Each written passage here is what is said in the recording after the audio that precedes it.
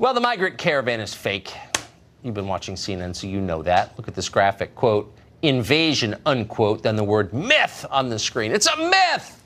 A pernicious one, too. Is it actually a myth? Well, filmmaker Horowitz decided to find out himself.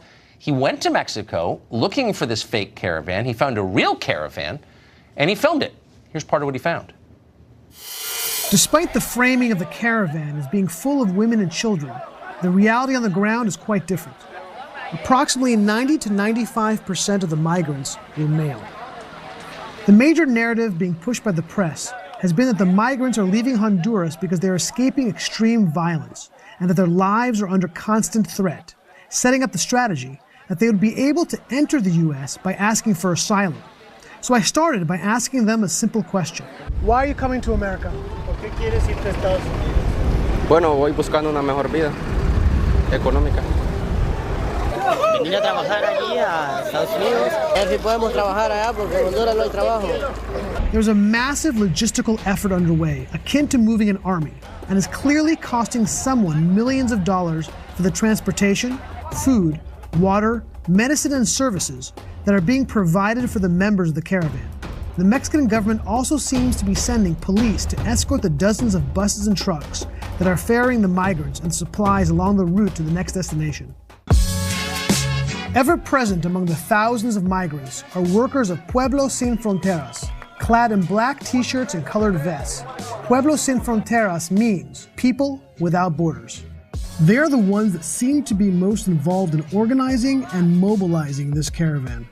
The organization, as the name implies, is looking to create a world without borders, which seems to be one of the reasons why they organized this caravan in the first place, to flout American sovereignty. While it does seem as the majority of these migrants are friendly and simply trying to make a better life for themselves and their families, there's an undeniable element of the migrants who are violent and dangerous. And many of the migrants know this, and some have experienced it. En el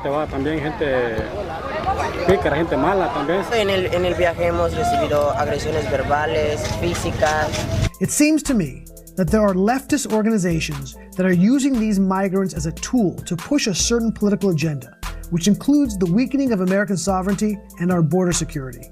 And unfortunately, these migrants are going to be caught in the crossfire.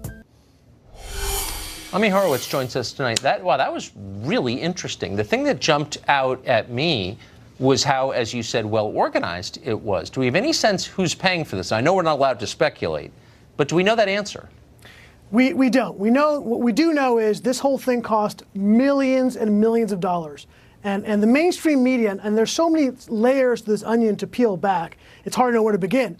But one of the lies, the fake news, if you will, that the mainstream media is trying to propagate is the fact that this is all this weird, this organic thing, and all the water and the food and the medicine all dropped from manna from heaven. It's baloney. It's all highly organized. It's paid for by a number of organizations. We don't know exactly where the money is coming from. We do know that Pueblos Sin Frontera, which is the main group which is organized this caravan, has a couple of front organizations in the United States. And the money is flowing from them to Pueblos Sin Fronteras. We know there are some leftist groups. I know it's forbidden to say that Soros is part of it, but Soros has in fact funded at least some of those groups in the past. So we don't know where the money is exactly coming from. We know it's not coming from Honduras. So why would, it's such an interesting and obvious question. Who's paying for this?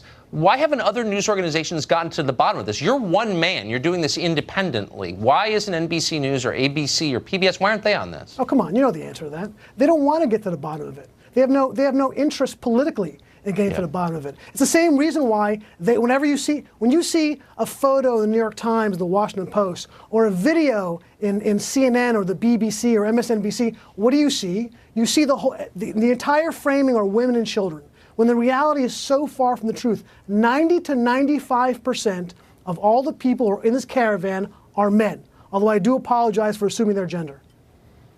They're liars. That's the answer. That's why they're not reporting it in New York, because they are liars. Thank you for that. That was valuable and really interesting. I appreciate it. My pleasure.